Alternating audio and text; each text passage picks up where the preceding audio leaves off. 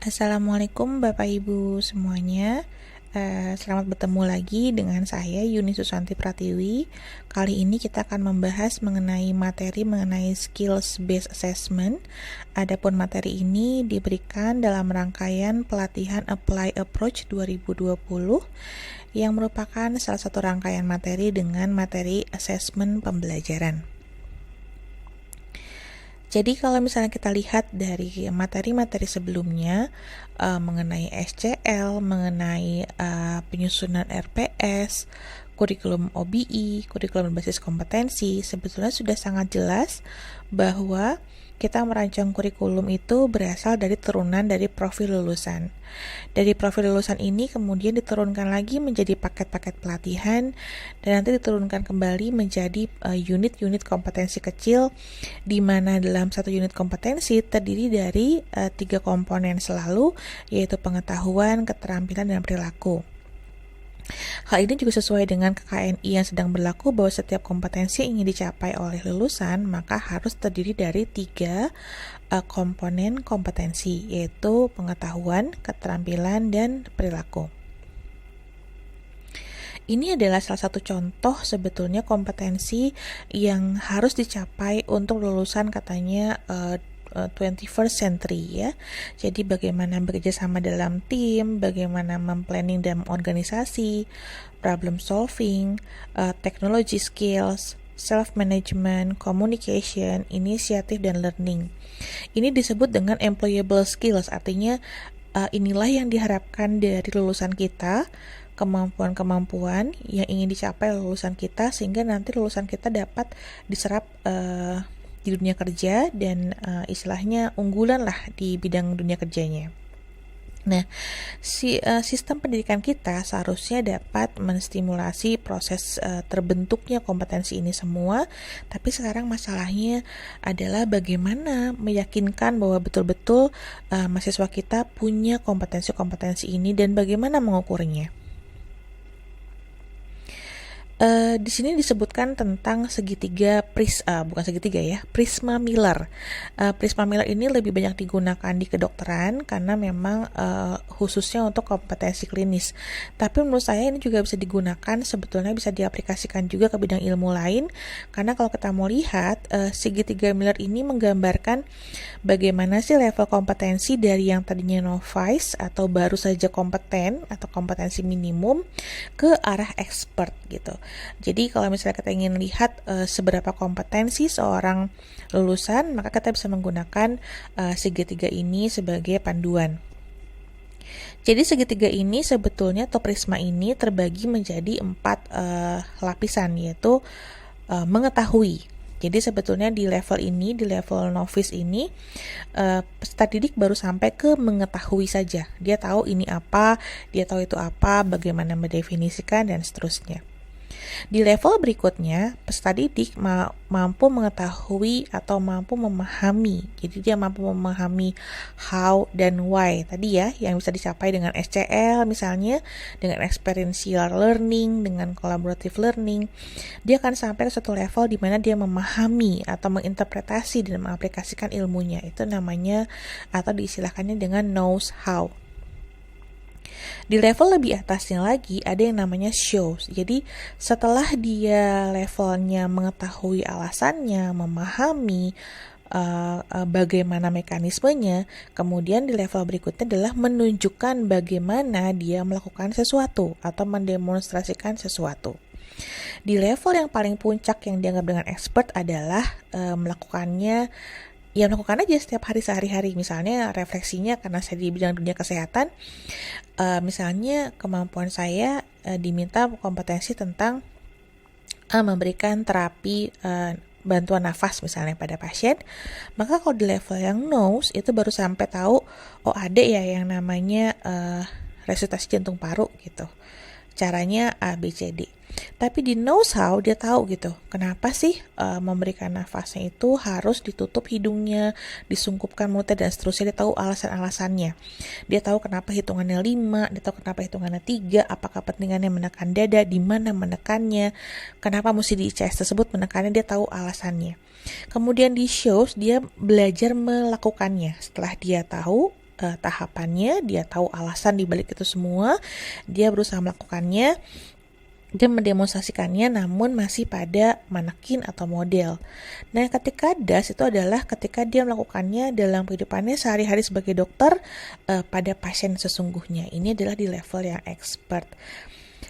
Prisma Miller ini sebetulnya menggambarkan bahwa di setiap level ini maka metode assessment-nya pun harus berbeda untuk menggambarkan tadi level ketercapaian kompetensinya.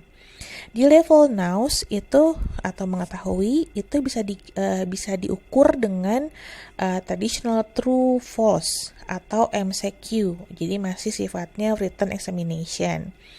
Di level knows how ini kan harus ada analisis ya, aplikasi dan interpretasi. Maka yang dikatakan lebih cocok adalah presentasi kasus, kemudian mengerjakan essay, extended matching tuh menjodohkan, dan juga ujian lisan di sini.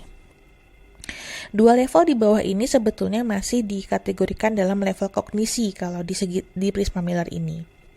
Di level shows atau menunjukkan dia mampu melakukan, maka ujiannya adalah dengan simulasi tentang bagaimana dia melakukannya, atau kalau di kedokteran itu istilahnya OSCE ya.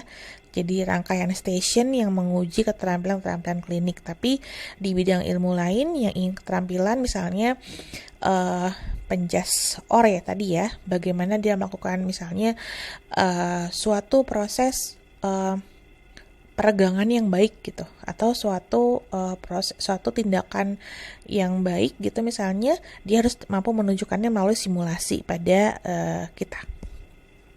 Di level DAS itu adalah dimana seseorang tuh udah kayak di tempat kerjanya lah, settingnya di tempat kerjanya. Ini bisa digunakan dengan penilaian direct observation atau workplace based assessment. Nanti kita terangkan atau kita ngobrol sedikit masalah ini.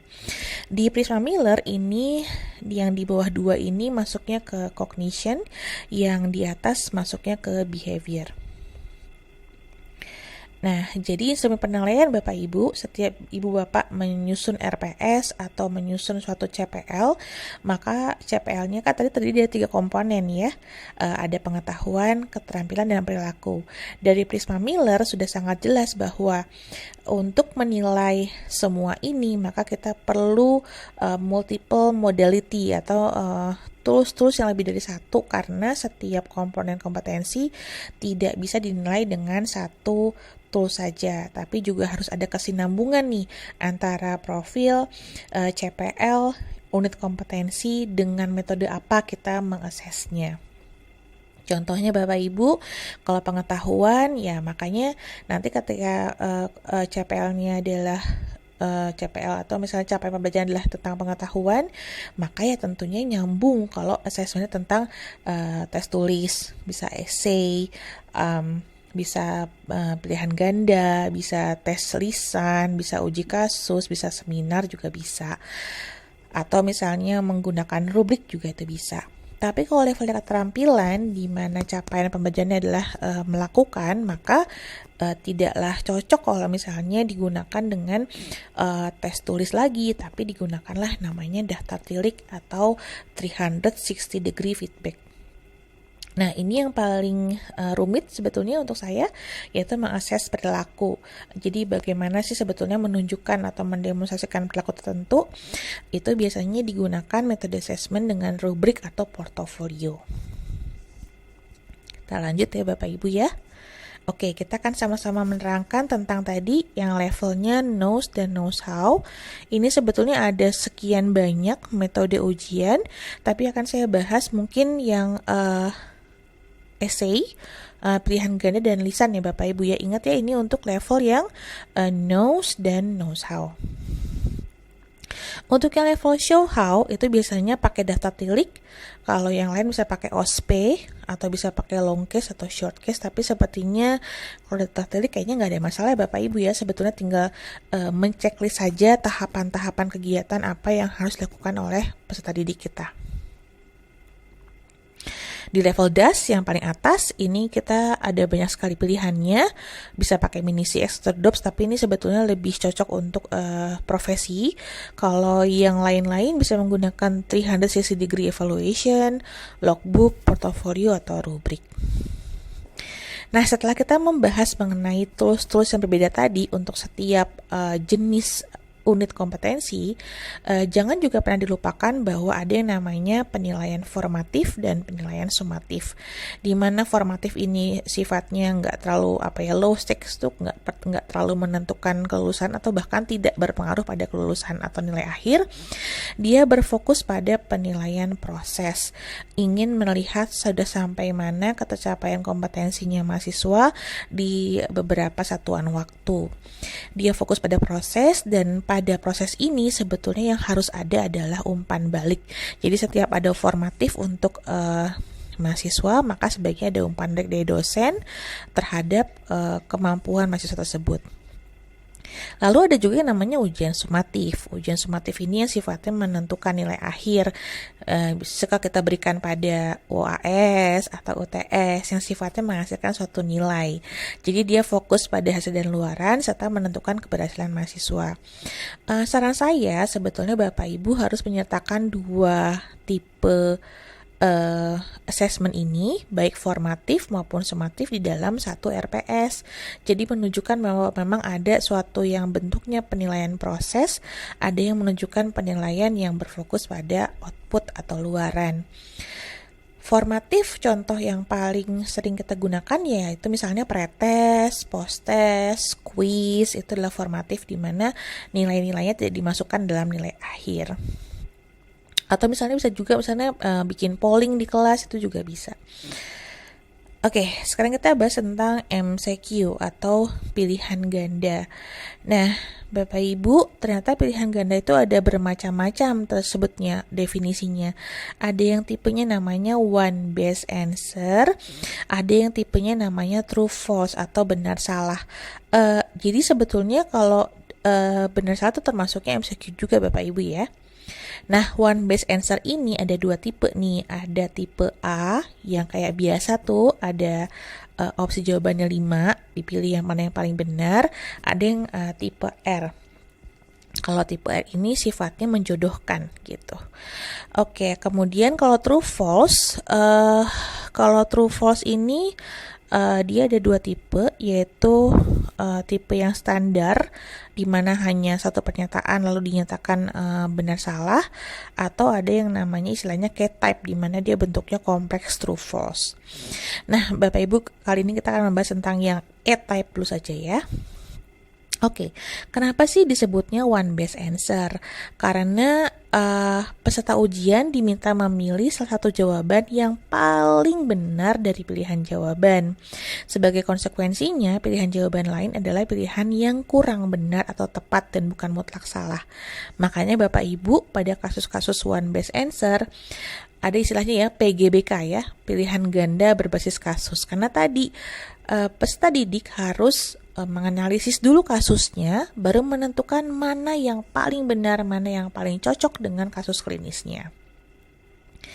Strukturnya seperti ini, ada kasusnya, ada pertanyaannya, ada 5 opsi jawaban di mana ada 4 distractor atau jawaban yang salah dengan 1 jawaban benar. Prinsip dasar tentang one best answer adalah soal merupakan poin penting.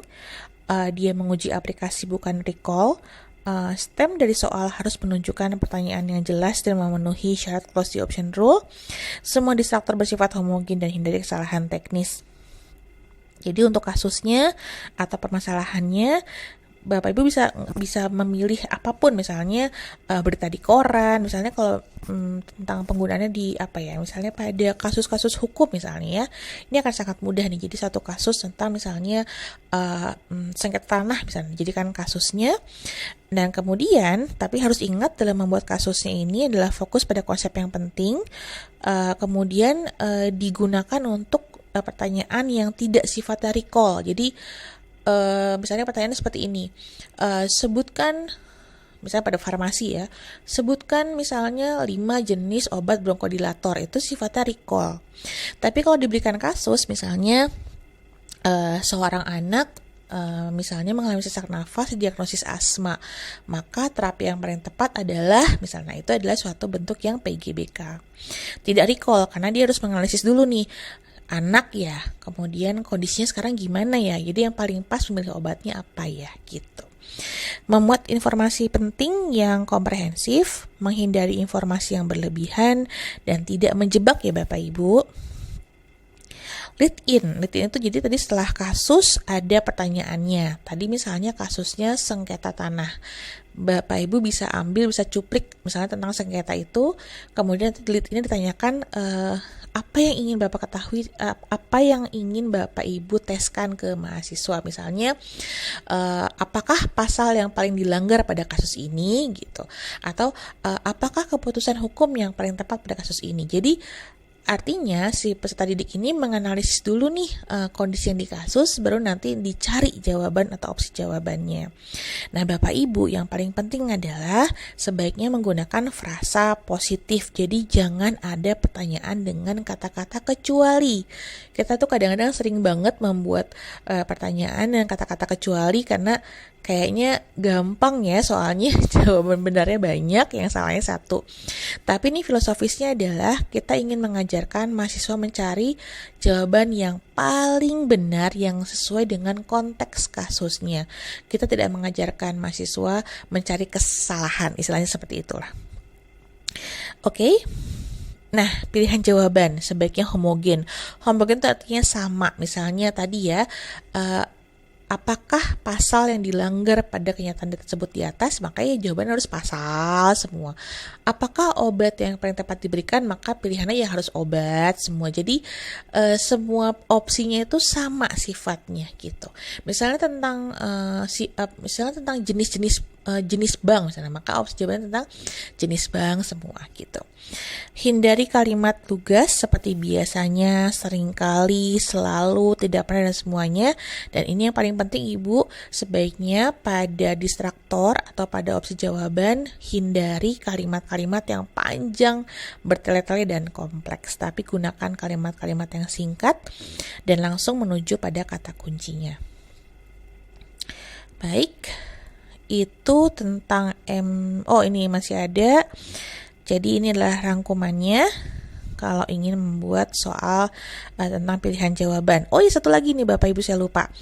Kalau bisa dari 5 opsi jawaban tersebut jangan sampai dipakai ini ya Bapak Ibu ya, BSSD, bukan salah satu di atas, atau hindari semua di atas yang benar, karena ini tuh adalah ini jawaban yang kadang-kadang ditebak sama mahasiswa, padahal kita inginnya mahasiswa bisa menganalisis kasus dan memilih mana jawaban yang paling benar.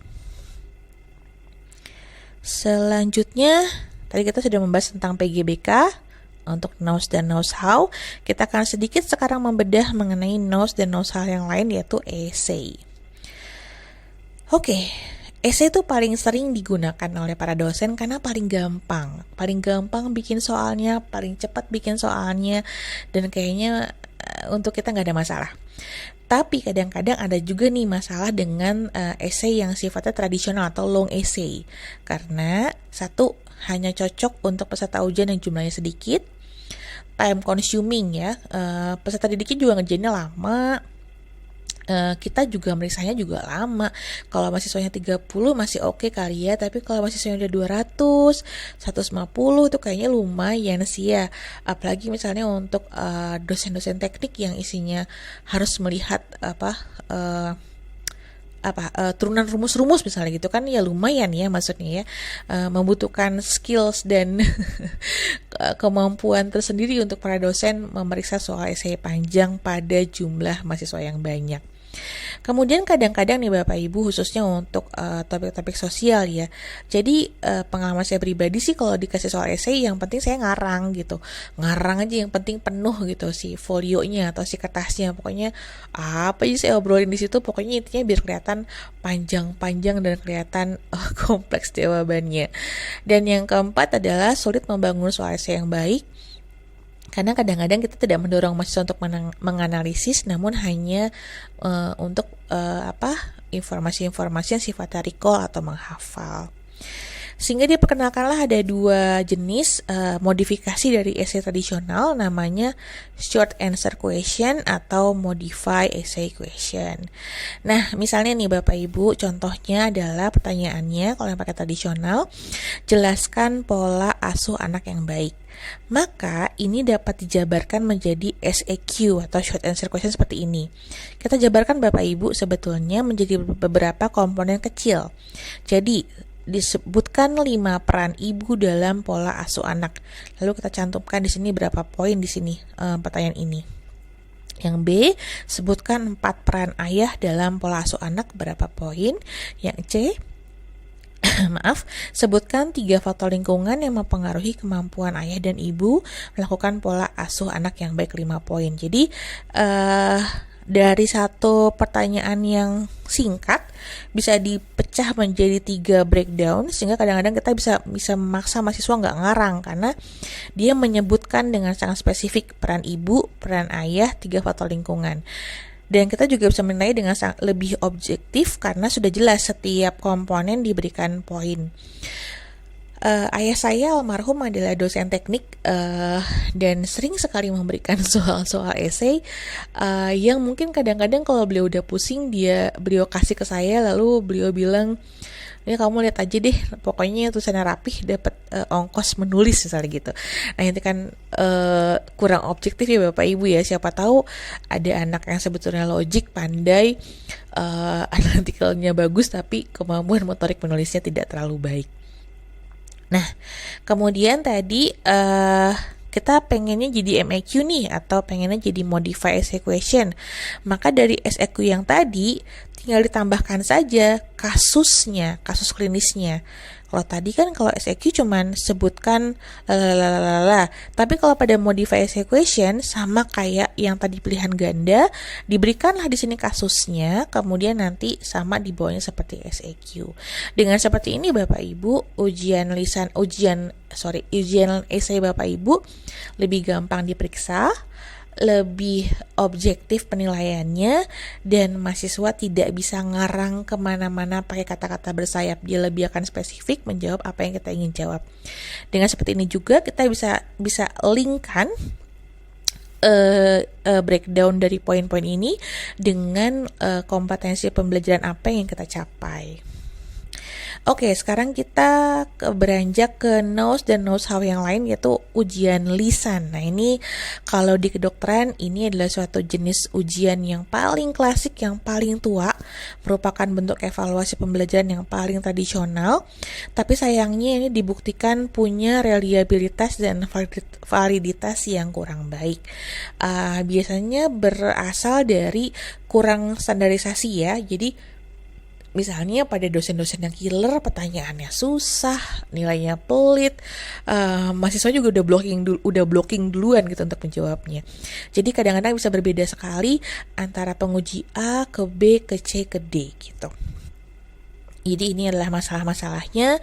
Kadang-kadang juga situasinya bikin tegang, intimidating, akhirnya ngeblank tuh semua ilmu. Jadi akhirnya peserta didiknya suka freeze gitu ya, diem misalnya ada gosip nih dia mau diuji sama dosen yang killer, dia udah stres duluan dan malah mempengaruhi performa akhirnya.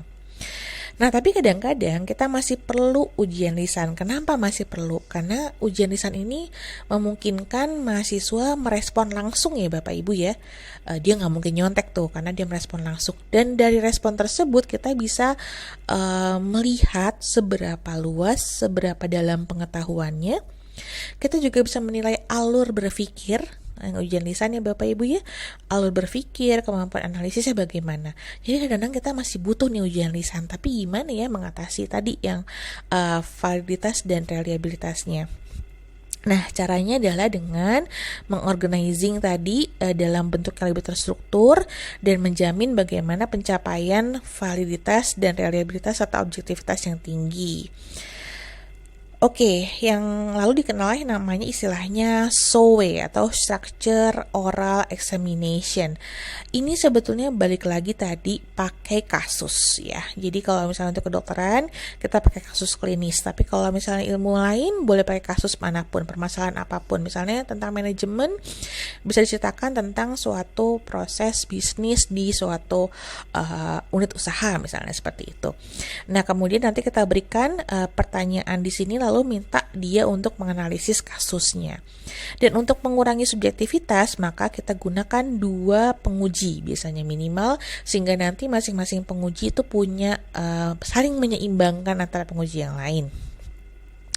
Ini yang dilakukan di kedokteran, istilahnya namanya SOCA, Structure Oral Objective Case Analysis.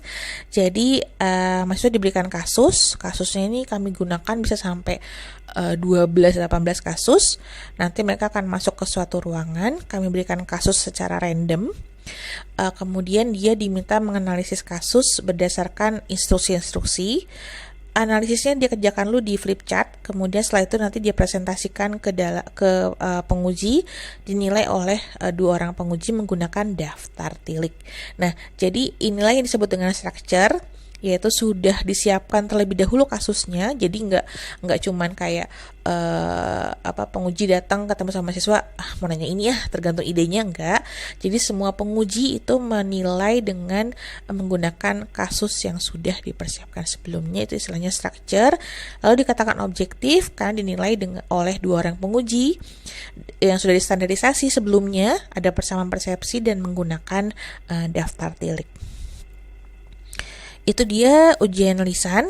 Ini mesti disiapkan sebelumnya, tapinya Bapak Ibu harus kita bangun kasusnya bareng-bareng. Kemudian kita juga kenalkan sama mahasiswanya bagaimana bentuk ujiannya, apa yang mereka harus persiapkan, dan apa yang diharapkan dari para penguji. Dan yang paling akhir adalah ini yang kita inginkan, menstandarisasi para penguji. Jadi Bapak Ibu kalau ingin menerapkan ujian lisan itu boleh sekali sebetulnya, tapi tadi harus mengingat objektivitas dan struktur tadi ya. Oke. Sekarang tadi kita ngomongin tentang apa tadi ya, knows dan knows how. Nah, ini ada tentang namanya on job training assessment. Jadi on job training assessment itu adalah sebetulnya seperti magang ya. Jadi ketika seseorang diminta melakukan sesuatu, maka dia ketika magang ingin nilai apa kompetensi dan keterampilan apa yang dicapai. Syaratnya adalah metode dan substansi yang ingin dicapainya disepakati dulu nih antara trainer, supervisor, assessor. Karena kadang-kadang kalau di tempat magang kan yang menilai bukan dosennya, jadi tapi supervisornya yang mungkin kadang-kadang harapannya, ekspektasinya berbeda. Kemudian yang berikutnya adalah peserta didik sadar sepenuhnya apa kompetensi yang harus dicapai di setiap sesi magang. Instrumennya bagaimana yang bisa kita lakukan? Kalau misalnya sifatnya seperti itu, mahasiswanya magang atau mahasiswa terjun di lapangan di masyarakat, atau mahasiswa melakukan suatu proyek di masyarakat, maka kita bisa gunakan dengan yang namanya rubrik. Rubrik itu adalah suatu panduan penilaian yang mengandung dimensi dan mengandung indikator. Ada 3 macam rubrik, ada yang sifatnya holistik, deskriptif, dan skala persepsi. Ini adalah contoh rubrik deskriptif untuk menilai presentasi lisan. Jadi ada dimensinya tadi di sini Bapak Ibu. Tadi kan ya, ada dimensi, ada indikator.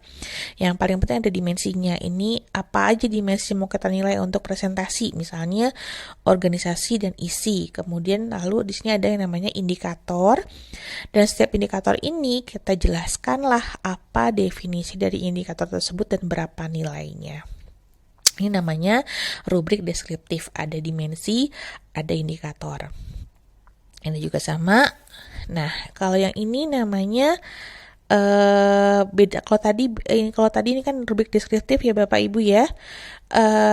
Kalau ini menggunakan skala. Nah, ini namanya rubrik skala, di mana organisasi sangat baik, cukup, kurang, dan sangat kurang. Nanti kita jelaskan di sini, kita jabarkan dan berapa skornya. Sebetulnya sama saja. Ini adalah contoh rubrik lain yang dalam bentuk skala gitu. Ini adalah contoh rubrik holistik. Rubrik holistik ini tadi ya sifatnya global rating. Jadi dia nggak di skala-skala kayak tadi, nggak ada keterangan apa tuh setiap gradingnya apa artinya, tapi dari semua dimensi langsung ditentukan persentase bobotnya. Bapak Ibu nanti untuk tugas RPS dapat memilih menggunakan rubrik ini nanti ya, misalnya untuk menilai kemampuan komunikasi, menilai kemampuan presentasi, atau menilai kemampuan analisis, ini bisa menggunakan rubrik ini. Bapak Ibu bisa pilih mau rubrik yang sifatnya holistik, mau rubrik yang sifatnya skala, atau mau rubrik yang sifatnya deskriptif. Mangga aja sebetulnya ya. Ini adalah rubrik deskriptif yang digunakan untuk penilaian sesama tim. Tadi ada dimensinya, ada indikatornya. Jadi Bapak Ibu harus hati-hati memilih dimensinya, karena sebetulnya dimensi ini yang menentukan apakah nyambung rubrik Bapak Ibu dengan CPL yang Bapak Ibu rumuskan sebelumnya. Ini adalah rubrik skala untuk yang menulis esai. Mangga. Ini adalah rubrik skala juga untuk melihat tadi ya performance kandidat di tempat magang. Jadi misalnya kita tentukan dimensinya adalah bagaimana dia mengatur atau memanage orang atau temannya, bagaimana dia mengatur waktu, bagaimana dia mengkomunikasikan barang dagangannya misalnya, bagaimana dia melakukan komunikasi tertulis, dan bagaimana keahlian dia dalam mengatasi suatu masalah. Ini semua ditulis dalam dimensi, kemudian kita tulis skalanya. Nah, Bapak Ibu, ketika Bapak Ibu membuat rubrik seperti ini, maka fair-nya adalah ketika di kontrak kuliah juga, atau di awal-awal perkenalan kuliah, atau di awal-awal adanya suatu metode assessment, Bapak Ibu harus berikan rubrik ini secara terbuka kepada mahasiswa, sehingga nanti mahasiswa akan terdorong dengan sendirinya, oh yang dinilai ini ya, yang diharapkan dari kita ini ya. Jadi mereka tidak terlalu khawatir, dan justru karena tahu pada akhirnya mereka misalnya mereka tahu nih, oh ternyata branding itu penting ya. Mereka akan terus melatih si branding skill ini selama proses magang atau selama proses pembelajaran. Ini juga sama. Nah, itu tadi adalah yang namanya rubrik Bapak Ibu ya. Sekarang kita lihat adalah portofolio atau logbook sebetulnya. Portofolio ini sebetulnya untuk saya sangat baik untuk bidang-bidang ilmu, misalnya art ya misalnya. Jadi dia mengumpulkan semua karya seninya dalam satu portofolio yang menggambarkan pencapaian-pencapaiannya, atau juga menggambarkan misalnya kalau saya sih ada peserta didik yang ditugaskan magang di rumah sakit, lalu dia menulis apa yang dicapai hari ini, dia periksa pasien apa aja, apa refleksinya, bagaimana komentar dari supervisornya, atau juga pernah diterapkan misalnya pada sarjana, misalnya sarjana tadi ya teknik industri ketika dia magang, atau ketika dia membuat project boleh. Ketika dia membuat project, maka di situ ada portofolionya. Misalnya urutan membuat projectnya adalah misalnya survei dulu ke masyarakat tentang apa masalahnya, maka di situ dicantumkanlah hasil survei dan seterusnya. Jadi penilaian portofolio ini merupakan penilaian berkelanjutan yang didasarkan pada kumpulan informasi yang menunjukkan perkembangan capaian belajar mahasiswa dalam satu periode tertentu. Jadi ini sangat baik Bapak Ibu, sebetulnya kalau Bapak Ibu mau menambahkan portofolio ini ke dalam satu metode assessment Bapak Ibu, sifatnya bisa juga dalam bentuknya logbook. Saya yakin Bapak Ibu pasti punya atau pernah membekali mahasiswa dengan logbook. Isinya adalah yang minimal adalah kegiatannya apa, daftar keterampilan dicapainya apa, ada refleksi harian, dan ada tes atau ada umpan balik dari supervisor. Itu isi portofolio. Portofolio ada 3 macam. Ada portofolio perkembangan, dia berisi koleksi artefak karya mahasiswa yang menunjukkan kemajuan pencapaian kemampuannya sesuai dengan tahapan belajar yang telah dijalani. Jadi Bapak Ibu sebetulnya bisa cantumkan portofolio itu di semua minggu RPS sebetulnya ya, karena bisa saja dianggap sebagai portofolio perkembangan. Atau untuk mahasiswa-mahasiswa yang sifatnya menghasilkan suatu produk, itu ada yang namanya portofolio pamer atau showcase yang berisi artefak atau karya-karya mahasiswa yang menunjukkan hasil kinerja belajar terbaiknya, dan seterusnya Bapak Ibu. Itu kalau boleh saya sampaikan, portofolio ini bentuknya masih bebas, tapi yang paling penting adalah ada 4 ini, ada kegiatannya apa, daftar keterampilan yang ingin dicapainya apa, refleksi harian, dan tes data tadi dengan supervisor. Keuntungannya portofolio, Bapak Ibu bisa menilai pengetahuannya, Bapak Ibu bisa menilai keterampilannya, dan Bapak Ibu bisa menilai aspek dari behaviornya. Jadi ini agak susah diimplementasikan, tapi untuk saya ini worth to try. Kita sekali-kali nggak apa-apa coba portofolio ini Bapak Ibu ya. Kemudian kita bahas tentang case-based discussion. Jadi selain tadi kita menilai dengan rubrik, kita menilai dengan dengan portofolio. Yang berikutnya adalah menilai dengan case base. Case base ini sebetulnya sama saja Bapak Ibu dengan yang tadi, hanya ini lebih dicantumkan pada kasus-kasus yang membutuhkan problem solving. Jadi kasusnya bisa kasus nyata, kemudian didiskusikan oleh peserta didik. Yang terakhir adalah namanya multi-source feedback atau 360 degree assessment. Ini istilahnya ada yang namanya mini peer assessment tool. Jadi 360 degree ini Bapak Ibu, itu artinya adalah di mana satu peserta didik ini dinilai oleh beberapa komponen. Misalnya, ketika mengerjakan suatu project based learning, maka peserta didik dinilai oleh supervisornya, mentornya, kemudian oleh temannya, kemudian oleh masyarakat yang diajak berinteraksi dengan dia. Jadi satu mahasiswa mendapatkan 4 penilaian. Dan masing-masing penilaiannya tadi mempunyai dimensi yang sama. Misalnya semua menilai komunikasinya, semua menilai kepemimpinannya, semua menilai time managementnya, semua menilai kemampuan organisasi dan seterusnya. Jadi itu yang disebut dengan 360 degree feedback.